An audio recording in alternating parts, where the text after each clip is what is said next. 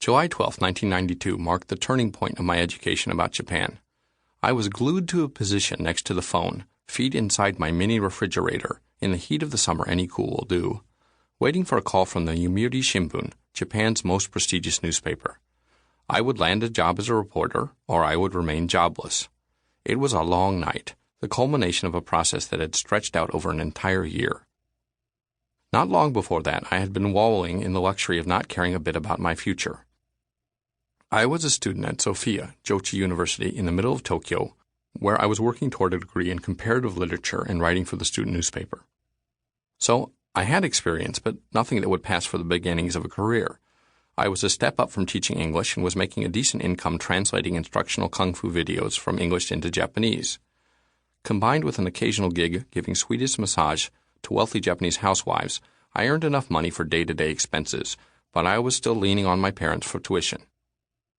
I had no idea what I wanted to do. Most of my fellow students had jobs already promised them before their graduation, a practice called naite, which is unethical, but everyone does it. I had gotten such a promise too with Sony Computer Entertainment, but it was good only if I extended my schooling for another year. It wasn't a job that I really wanted, but it was, after all, Sony. So, in late 1991, with a very light class load and lots of time on my hands, I decided to throw myself into studying the Japanese language. I made up my mind to take the mass communication exams for soon-to-be university graduates and to try to land a job as a reporter, working and writing in Japanese. I had the fantasy that if I could write for the school newspaper, it couldn't be much more difficult to write for a national newspaper with 8 or 9 million readers. In Japan, people don't build a career at the major newspapers by working their way up through local small-town newspapers. The papers hire the bulk of the reporters straight out of university, but first the Cubs have to pass a standardized entrance exam, a kind of newspaper SAT.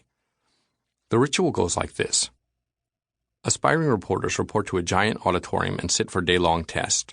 If your score is high enough, you get an interview, and then another, and then another. If you do well enough in your interviews, and the people interviewing you like you, then you might get a job promise. To be honest, I didn't really think I'd be hired by a Japanese newspaper. I mean, what were the chances that a Jewish kid from Missouri would be accepted into this high-end Japanese journalistic fraternity?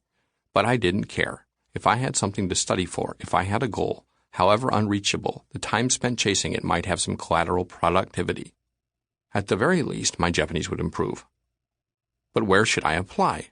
Japan has more than its share of news media, which are also more vital than in the United States. The Yomiuri Shinbun has the largest circulation, more than 10 million a day. The largest circulation of any newspaper in Japan and, in fact, the world. The Asahi Shimbun used to be a close second. Now it's less close, but still second. People used to say that the Yomiuri was the official organ of the LDP, the Conservative Liberal Democratic Party, which has dominated Japanese politics since World War II, until recently. The Asahi was the official newspaper of the Socialist, who are almost invisible these days, and the Mainichi Shimbun, the third largest, was the official newspaper of the anarchist, because the paper could never figure out whose side it was on. The Sankei Shimbun, which was then probably the fourth largest paper, was considered to be the voice of the extreme right. Some said it had about as much credibility as a supermarket tabloid. Often it had some good scoops as well. Kyodo, the wire service, which is the Associated Press of Japan in many ways, was harder to figure out. Kyodo was originally known as Domei and was the official propaganda branch of the World War II-era Japanese government. Not all connections were severed when the firm became independent once the war was over.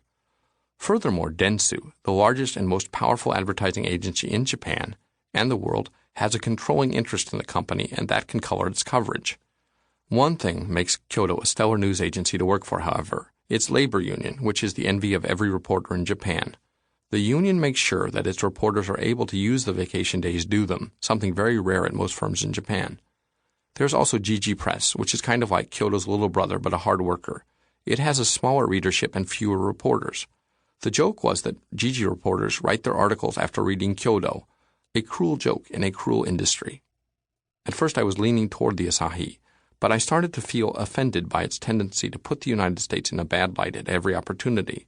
It seemed at odds with the image I thought most people in Japan had of America, as a voice of democracy, spreading liberty and justice throughout the free world.